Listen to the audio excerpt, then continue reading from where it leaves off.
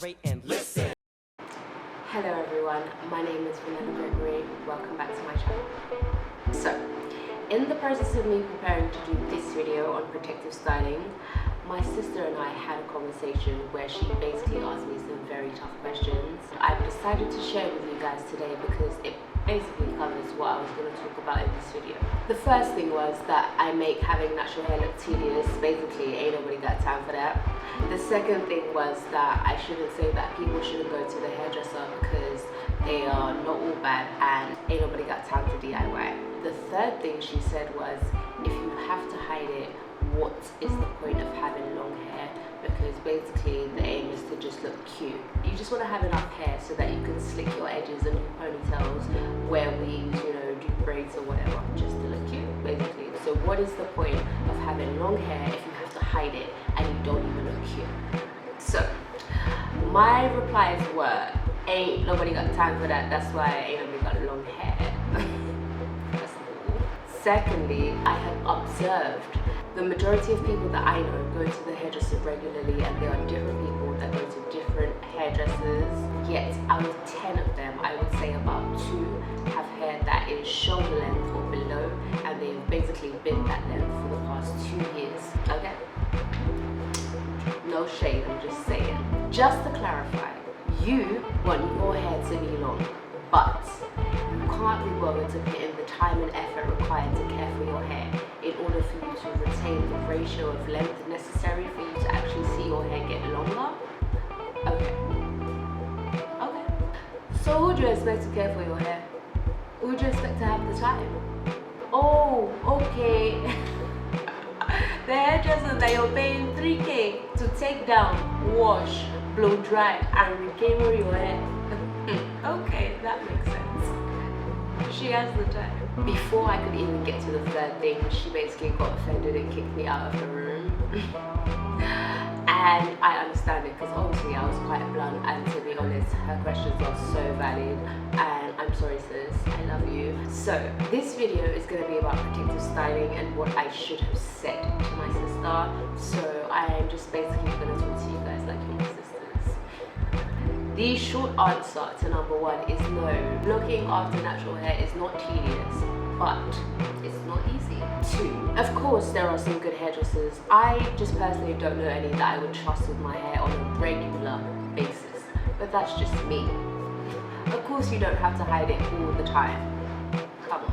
That's the short version. For the long version, I will have to first start by defining what my idea of protective styling is. My idea of protective styling is when you haven't put too much strain or non-organic products on your scalp and your hair isn't too tight and your ends are moisturized and neatly tucked away. That being said, I stand by what I said about not seeing braids and K-rows done at the hairdresser as protective styling for 2 reasons. Number 1, I don't feel like most hairdressers have the patience or take the time to properly and carefully detangle every single strand of your hair. Secondly, I don't feel like they take the time to ensure that moisture is being sealed into your ends as they plait, you know. I get my hair done like once or twice a year, and it's usually if it's a specific style that I can't do myself and I can't seem to forget about. I usually do a home service, so I usually wash, detangle, moisturize, blow dry, and stretch my hair myself. I always like watch as they're plaiting, and anytime I see my hair looking a bit frizzled or dry, especially if it's the ends, I'm like, oh, wait, apply some more leave-in conditioner, add some oil, finger detangle, like, you know, stretch it out please. I literally pay attention to every single plait, and I make sure that my hair is getting what it needs. When I see them start to get irritated, I just start doing it myself, and then I look, put it myself. Alright, continue. I don't play. But like, when you're doing braids and you know, it starts getting to like 11, 1, 2 a.m. and it's looking like, you know, you're gonna have to come back tomorrow to finish off the ends. Even I get a little bit tired and I'm just like, you know, do your thing. I'll just re-moisturize my hair in the morning, basically. So I don't know if it's to do with my hair's porosity or if it's to do with the heat protect that I use, but during the long process of getting any protective style done, I find that the majority of my hair dries out before it's actually like protected. So one actually has to be conscious of this, and you have to, you know, re-moisturize it as you go along. I'm not saying nobody, but not many people would actually take the time to make sure that moisture is being sealed into every plait when they're doing half length box braids. Certainly not for a cheap price. So that's just been my experience, and I really don't go to the hairdresser often. Like I said, I go about once a year. So by no means necessary have I sampled even a fraction of all the hairdressers in Abuja. So I'm sure there are good hairdressers that will, you know, take the time to do, you know, the needful. My sister said I make it seem as if in order for one's hair to grow long and stay long, you basically just have to hide it away all the time. Yes and no. It depends what your hair goals are and how quickly you want to reach them. What are your hair goals is? My goal is extreme, so I personally take extreme measures, but what I mean by what are your goals and how quickly you want to reach them is basically, if you I don't want anyone to come for me. Basically, if you want to retain like 0 to 2 inches, let's even give you 3, 0 to 3 inches in the space of 2 years, then feel free to do whatever you like. If you want to retain like 4 to 6 inches in the same 2 or 3 years, then you would need a much stricter routine that doesn't put too much strain on your hair, feeds it, keeps it moisturized, and doesn't expose it to the elements. If your goal is nape and you're currently nape, like maybe you even have like a short hairstyle and all you want to do is just fill out your edges, then you know, there's a remedy for that. If your goal is like mid-back and you're currently shoulder and you do weave, you do braids, you wear wigs all the time, then maybe examine your routine and see if there's a step or a product that you can add, such as scalp massages, deep conditioning, a protein treatment, aloe vera pre-poo, stretching, you know, something that you can add to your routine in order for you to start retaining a little bit more length. If your goal is waist length and you're currently nape, shoulder, or even mid-back, and you do weave this week, faux locks the next, braids tomorrow, shuku, banana, Beyonce, Rihanna, girl, you know, maybe examine your routine a little bit more closely, and maybe be a little bit more consistent with the hairstyle that is cute but also the most friendly to your hair. So I do lace front, not full frontal wigs, because obviously I still have access to my edges and I can massage my scalp at night and, you know, just do whatever I want to do. I'll do it for like 2 weeks if my hair just needs a break, but if I actually want to see a difference in the length of my hair, then ideally I need anywhere from like 2 to 3 months. Long story short, you don't have to be like me. So that's why I tell you what I do and why. So you can pick and choose what tips, practices, products you can extract that would suit your personal routine. That basically brings me to the second thing that my sister said, which is ain't nobody got time for that. Okay, so my advice to anybody with that attitude is I completely understand. Yes, it's a bit tiresome to spend about 3 to 6 hours every 2 weeks, you know, washing your hair. And to be honest, a lot of the time, even I don't feel like doing my hair. However, no offense, but at the same time, I also find that attitude towards hair care a little bit worrisome, because nothing in life worth having comes easy. Nothing. I routinely have to take time out of my busy schedule to care for my hair. I've just begun to see that time as, you know, self-care. You can choose to listen to an audiobook, watch a movie, meditate, reflect and plan your life, recite affirmations. I used to follow people that have like extremely long hair, so I'm just gonna name a few. There is Love Sammy, TK Wonder, and her sister Cypriana Kwan. And there's also Unconditioned Roots. From my humble observations, I've clocked that they all have 3 things in common. Firstly, they all dedicate time to their hair, and they don't say it's easy. They all have different hair textures, and none of them says looking after their hair is easy, right? The second thing is that they all seem to have managed to fit time for their hair and caring for their hair into their lifestyles. And lastly, all of their routines seem to be done, mainly by themselves. Those are the things that I have observed that those 4 people who all have extremely long hair all have in common.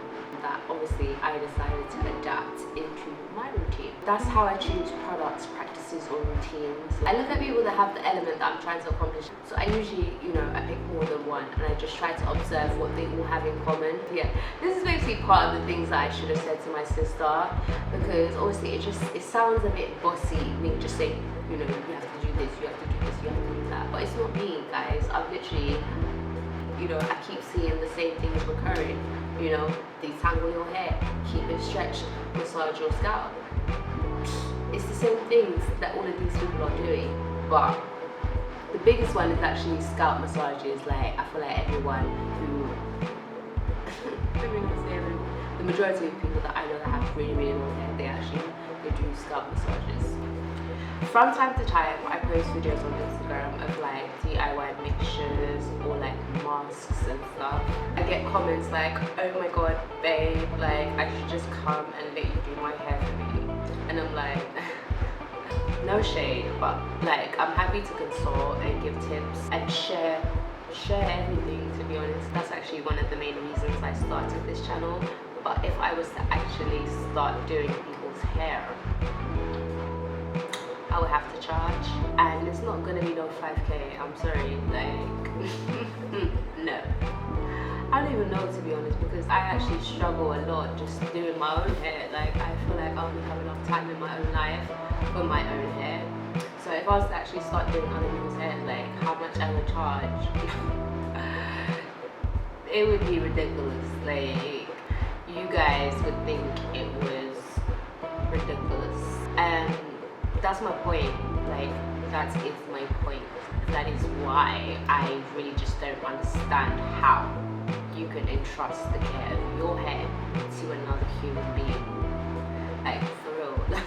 No shade, but that is my point. Like, I just don't feel like they're gonna be as conscientious as you. I don't feel like they're gonna, they just don't care as much as you do because it's your hair. Hairdressers are good from time to time to do specific styles that you can't do yourself or whatever, but if you actually want to see like real progress, you have to at least know and learn how to take care of your hair, so that even if you do go to the hairdresser, you can be like, no, don't do that, or no, actually my hair likes this, my hair likes it when you do that, no, my hair doesn't like it when you do that. Do you know what I'm trying to say? You can actually like give them direction, because they don't know everything. So the sooner you learn your hair, the better, because the longer and thicker it grows, the harder it is to manage, unless you don't actually want your hair to, do you actually want it to grow? Long hair is not easy to take care of. So what are your goals, sis? Do you just want to be able to like, yeah, this is the ponytail, but like if I was to, like, it's just because my hair's too thick? Like, do you actually want to have long hair, or do you want everything that comes with it, or do you just want to be able to say that you have long hair underneath all of this, and then you just keep changing hairstyles? So basically, my point is that I don't always look after my hair. Like, currently I've had about 6 months where I haven't looked after my hair, but that's because I got excited when I saw so much growth during lockdown period, so I decided to be neglectful. But I am trying to get back into like a good routine. So if I want to improve the condition of my hair, whether it's moisture, or usually when I want to boost my length retention, I go into periods of protective styling for anywhere from a month to 3 months, and I just really just focus and actually pay attention and take care of my hair for that period. So that's what I do. I don't always take care of my hair, but like when I see that, okay, either my edges are thinning, or I'm shedding a lot, or I haven't I haven't retained any length in a few months, then I will be like, and do something that actually gives my hair a break. So yeah, your hair doesn't always have to be covered or hidden. It just depends on what your goals are and how fast you want to achieve them. I shared that with you because I feel like it covers the bulk of the arguments that I was going to make in this video anyway. I'm just going to move on to show you the kind of protective hairstyles that I just to clarify, I'm not saying these are the only protective hairstyles in the world. I'm not saying these are the best protective hairstyles in the world. I'm just showing you these are the ones that I know how to do. These are the ones that I think are cute. These are the ones that are easy for me. These are the ones that I've perfected. These are the ones that I keep in my repertoire. And these are the reasons why. They all have varying levels of protectiveness. So, like I said before, a protective hairstyle for me is when you aren't putting too much strain or non-organic products on your scalp, and your hair isn't too tight, and your hair and scalp are moisturized, and your ends are moisturized as well and neatly tucked away. Well, not necessarily neatly, but they're tucked away. They're not exposed to the elements. So anything that achieves this aim for me is a protective style. Like if you can braid your own hair and make sure that, you know, every strand retains moisture, go for it. Braid your own hair. If you want to camera your hair, making sure that every strand retains moisture, camera your hair. If you want to twist it, you can twist it. If all you can do is pack your hair, girl, pack that hair protectively, yeah? Pack your hair protectively. But just basically, obviously, anything that achieves those aims to me is a protective style, and you don't always have to, you know, achieve every single one. You can try and focus on your scalp sometimes, you can try and focus on your ends, or just basically focus on the area that you feel needs the most love. When it comes to going out, my go-to is all back, aka banana. That's my #1 favorite because obviously I can wear wigs in the daytime and look cute. At night I can apply aloe vera and other oils to my scalp and give myself, you know, scalp massages when I'm not lazy. I can also wash my hair if it gets too dry. I'm also able to re-moisturize my ends every day, and obviously I can wear a silk scarf to protect my hair at night as well. So that's my #1 favorite. If I'm not going out, my second favorite hairstyle is basically when I camera my hair, like going down like that, natural pop smoke, you know. And I love it because I feel like when I camera my hair in that direction, I'm like better able to like really massage my scalp. Like it's so much easier. It just feels so much more natural. Whereas when I camera my hair all back, it's kind of like like it's a bit tricky. Whereas when it's like pop smoke, it's just like, you know, I can really just get in there. So that's why pop smoke has to be my #2. But that's if I'm not going out. Because obviously if you came on your hair in that style, what wig are you going to wear, please? So it's up to you. Are you going out or are you not going out? Do you care? My third favorite, if I'm not going out, is twists. Oh God, I love twists. Because when I do twists, I can actually like feel every single strand of my hair and like really seal the moisture into every single strand, as opposed to when I do cameras. I feel like when taking out my cameras, my hair always gets a little bit like matted, whereas when I take down my twist, it's just so much easier.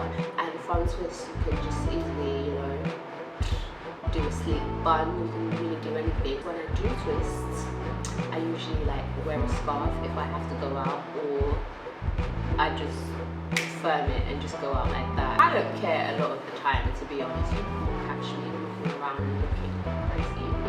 I prefer twists and plaits because I find that twists just keep my hair more moisturized. I feel like it's the motion when you're twisting. You're just really able to massage and seal the moisture, whereas with plaiting it's like, you know, it's not the same, in my opinion. Those are my like protective hairstyles.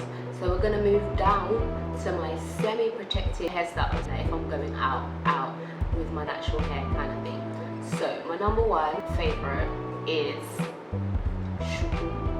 I literally just slick my hair up in a bun, obviously because the bun is how you protect your ends.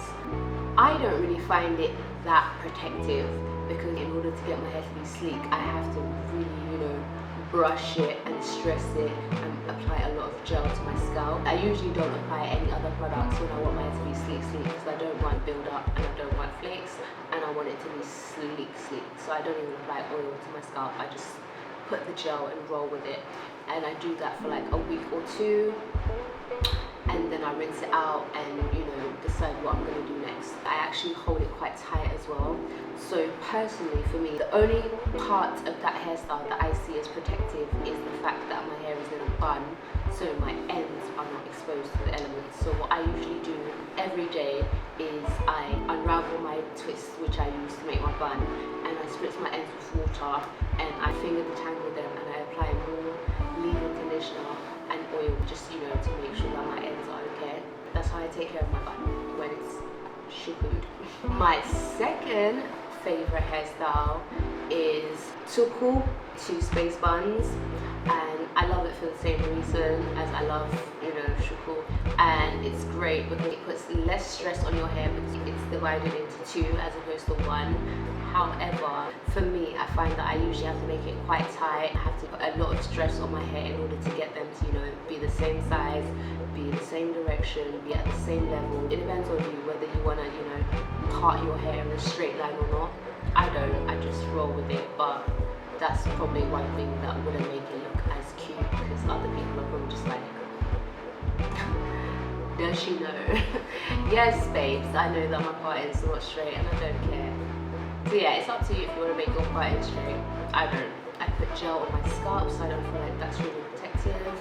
I use Eco Styler, so I'm not saying gel is necessarily very, very bad for your hair, but obviously no gel is better than gel. So yeah, that's why I don't necessarily consider it as protective as other hairstyles. My third favorite hairstyle, and this is my go-to, this is my OG hairstyle, but the reason I have to put it at number 3 is because this hairstyle snatched my edges away.